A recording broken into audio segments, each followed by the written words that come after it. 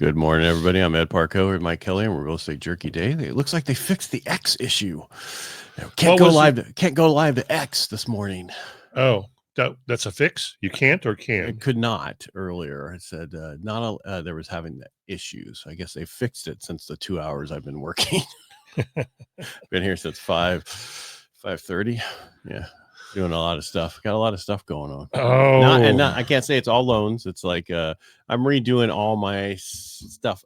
So over the past 6 months, I'm like, okay, I want to do this. I want to do this, and I made this list. And now that I have my VA pod, they're like, stop giving us so much stuff. Like I have lead magnets that I've created. Yeah. And then I was like, oh, these need to look nicer. Can you send this to your copywriter person to make them look nicer? And they sent them back going, I was like, holy shit, that's amazing. That looks way nicer, right? That's amazing. I couldn't even come up with even idea of that.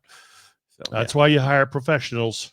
That's right. So I went through my first 40 hours in 3 weeks, and I'm going through my second 40 hours probably in a week and a half. Oh, cool. Called flying. Well, it's just additional stuff that I want done. And I'm like, okay, now, they can do that. You can do this? What? Like, yeah. Anyway. Why don't you tell us about your real estate stuff? Look at that. 706 closings in Stanislaus County. And that's 3 months. 3 months. That would be 215, 220, 230. What is it, 220? I'll do the maths with the calculator. No, I can't. I don't have a calculator over here. 706 divided by 3. Come on. Divided by 3. 235 and a third. I was close. Yeah, you were. So that's not bad. We're creeping up to where we were at the end of the year. 611 listings. That's good number to see. And the pendings always kind of hang out in the mid threes. So there's some news over there. That's what's happening in Stanislaus today. Thanks for coming. Bye. Wow. Goodbye. See you later. Bye-bye. No sense noshing on that for a while. Yesterday we talked about AB 2016. My turn. Remember 2016. If you died a day or tomorrow.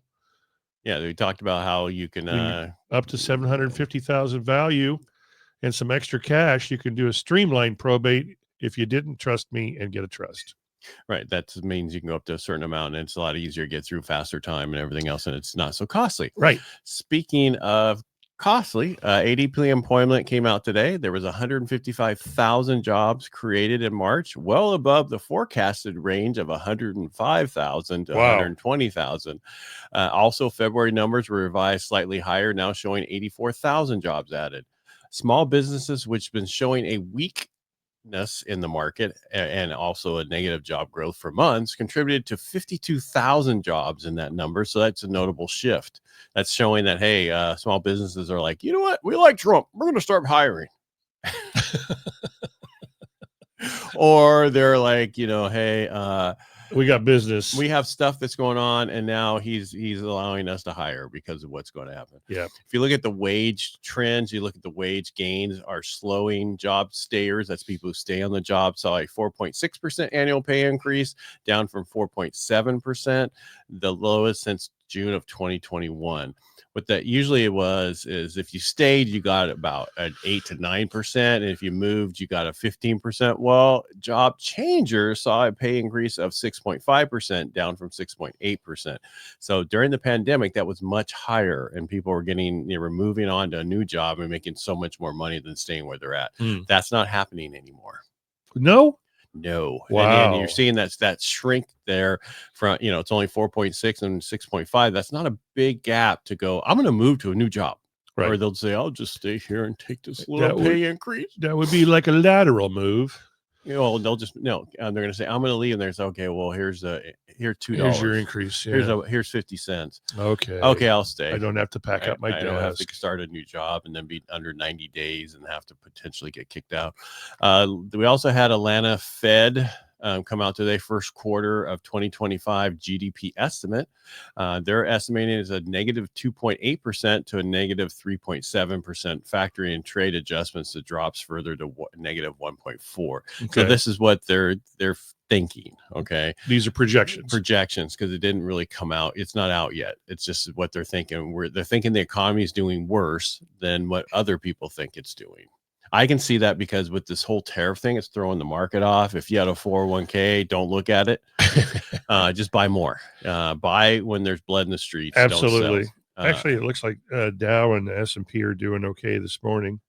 They're up. Yeah, 152 Dow right now, but that was negative, way negative. No, I know it was negative for a while. Mortgage application data came out today also.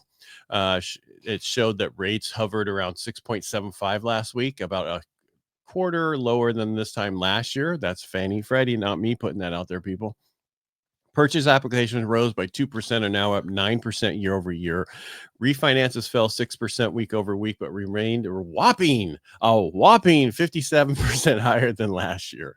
Refinances are now up 39% of all applications, with 70% of them cash out refinances. And I'm totally seeing that either cash out refinance or a HELOC. It just depends on what's going on. Like I have some clients who they're getting a huge settlement in a couple of years, so they're going, we're going HELOC. We want to keep our low rate.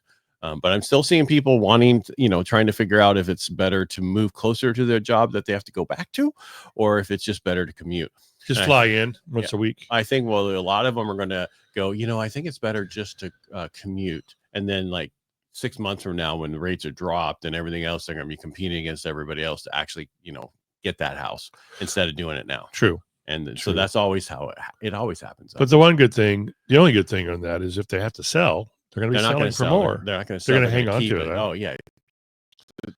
Most of these people have such a low payment. They're going to make $1,500 or more a month on their rents. Yeah, you're going, huh? Yeah, that's a lot of money. Tuolumne County on average is about $3,000 for the same house, and they're paying $1,800. So what's that? $1,200? Yeah.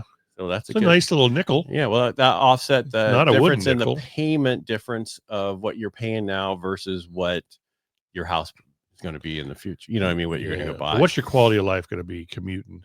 That's why you don't want to commute. You want to go buy that other place, keep that house rented, and then buy the new house, and then the difference in the payment, have your renters pay for you.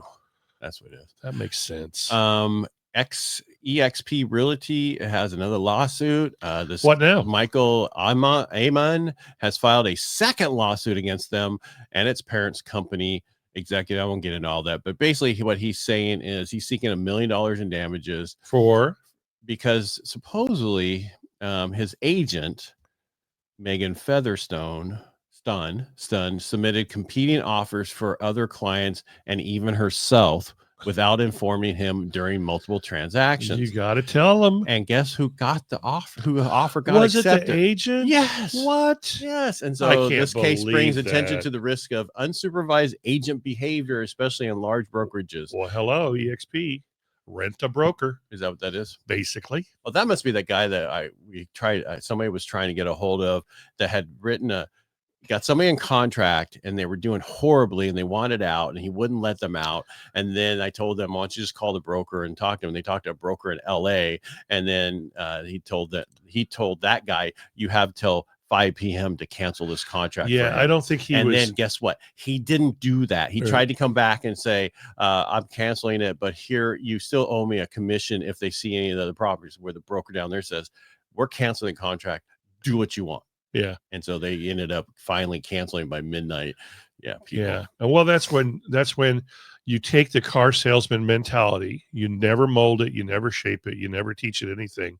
And you throw it into real estate and he thinks he can do the same thing.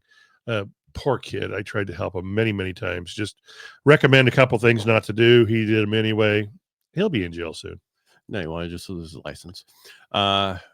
They're complaining about policy and legislation about what the Trump administration has been doing. Fair housing rollbacks. The Trump administration has rescinded the 3 Keep Fair Housing policy meant to standardize how homeowners can challenge potentially unfair appraisals. So, the consideration of value. Okay. Right, that's out there. If you don't like the value that your appraisal comes in, they say you can put in a reconsideration of value and show them the difference and then have them look at it and then adjust the value up. Okay. Since this came out, I've had none that I put in for reconsideration of value change. Appraiser will not change. If they change one time, then that shows they don't know what they're doing. Right. And they will never do it. And I'm not picking on appraisers. I'm just saying I've never had one. I'm sure someone's going to go, I had one done. Well, congratulations. You're exception to the rule. Right. Not the way it really is. Yeah, I actually had one done too. However, we had an out-of-town appraiser, didn't know the area, and compared against, you know how Modesto is. You go one block south, lower values. You stay one block north, higher values. Yeah. They were one block south. I said, well, what about these over here where the house is? And we were able to move it up. Well, but that was one out of maybe 100. Well, that's like if you're in the college area and you're west of college versus east of college, right? Or closer to Tully, right? That's a totally different neighborhood potentially if you're going down some of those streets, right? And you need to know that where it changes. And you're right, that does happen sometimes, but 9 times out of 10, it doesn't. You're just SOL, especially if you're using a local appraiser. Yeah. So the other thing, the administration points to the 2024 USPAP. That's USPAP ethics rule update replacement, but that was gone. I have no idea what that is. That has something to do, I'm sure, with appraisals. Yeah. And then the other thing is a snapshot of the race and home buying in America 2025 reveals that 92% of those believe they experience appraisal bias didn't even report it, highlighting the need for clearer, stronger protections. While some improvements. So here's my problem. All right. I don't know anybody who just isn't it common sense that you would not offer on a home for absolutely? A client? Yeah, you would absolutely, think that. Holly, you would think that, but you know how you some just said common sense. Yeah, not everybody does that, right? And not everybody's like, oh my goodness, we should have common sense. Back to the appraisal thing, I don't understand people why they would go, okay, this house is in this neighborhood, and so this is going to be a lower price. I've heard of these lawsuits. That has to be an idiot. Kick that person out. But I think sometimes people think that that's just is happening when it's not happening. It's got to be this way. Well, not always. It's maybe the way that your house looks. Maybe you're a hoarder. just maybe you're a hoarder. They can't get in, or maybe your house smells, or you walk in and the smell of cat litter is so bad, people turn around and walk back out, and there's no litter box. I'm just saying, you walk in a home, if it smells bad, it's not going to get the highest marks. It's just not going to happen. No, and if your curb appeal is horrible, if your house is beat up, that has nothing to do with anything other than deferred maintenance. Right. And don't say that they have a bias against you. The bias is against you because you didn't take care of your house. Exactly. That's the bias. But it's not you personally. It's just that you're a pig. All right. We've been canceled. Yeah. Oh. I guess culture canceled? I guess you can't do that anymore. What that? But cancel us. Not with the current administration. They don't allow that. But I did see that the 10-year has been dropping. We're now 4.184. Oh, we were actually at the lowest it was today, 4.11. Wow. So we've actually come back 7 basis points. Moving in the right direction. No, we're moving it. Well, we were. Now we're going back up. Well, so right increments. When you saw everything look so good. Here, wait. Yeah. So because the unemployment didn't come in the way it should have, or the way they were thinking, we actually went the opposite way. So it's getting worse. The rates are getting a little bit worse right now because we're down 5 basis points. We were positive before. The 10-year is only up 1 basis points. That tells you. It opened at 4.17, dropped to 4.11, and now it's back to 4. Now it's above 4.18. So this eventually will go down once all this happens. Mexico did come out and say we're not doing tit for tat. So that means they're not going to do anything. It's just Canada and these other people are rallying and still all falling into line. Yeah. But please, Canada's flexing their non-workout muscles. Yeah, that has got to be the dumbest thing in the entire world. Especially because they have cameras, dumbasses. Yeah, they record everything.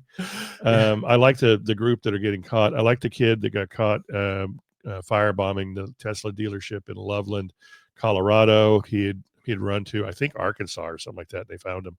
Well, the question is, who's paying him to do that stuff? Soros. That's a big Soros in their group. I'm not going to say that because I don't want to be sued, but there's somebody behind it because it has to be. They all have the same signs. They all the same this. Have you been able? We talked about this before. Have you been able to not work and be out there picketing? No. Somebody has to pay your bills, so you know they're getting paid somehow. Well, and I mentioned that the other day. I said, I wonder what these kids would be doing, or these people would be doing, if nobody was paying them. if They'd be home their sense of playing social video games. injustice would still be outside screaming and yelling. Some of the dumbest stuff I've ever seen. And I don't mind, some of the stuff, what you're doing and everything, but come on, it's got to make sense. And Hey, it's just if you talk on both sides, understand that kind of stuff. I mean, Yeah. if Bill Maher can go and talk to Trump, had dinner with him. yeah, that tells you anybody can go and break bread. Right. Yeah. Well, and it's fine to protest. Walk up and down the street all day long. The minute you start firebombing, I don't care what dealership you're firebombing or scratching people's personal property, tearing it up, destroying it, defacing it. Now that's a different thing. That's not protesting. No, that is vandalism. Yeah. And if you're doing it, some of that's going to be a felony. So sorry, Mike's asking me for the code, so we got to get out here. Let's go. All right, everybody, make it a great day. We'll be back tomorrow. You know what I remember? No, I remember tomorrow's Thursday. That is correct, because you got to go run Rotary. Oh, All right, make it a great day. We'll be back tomorrow. Bye. Bye.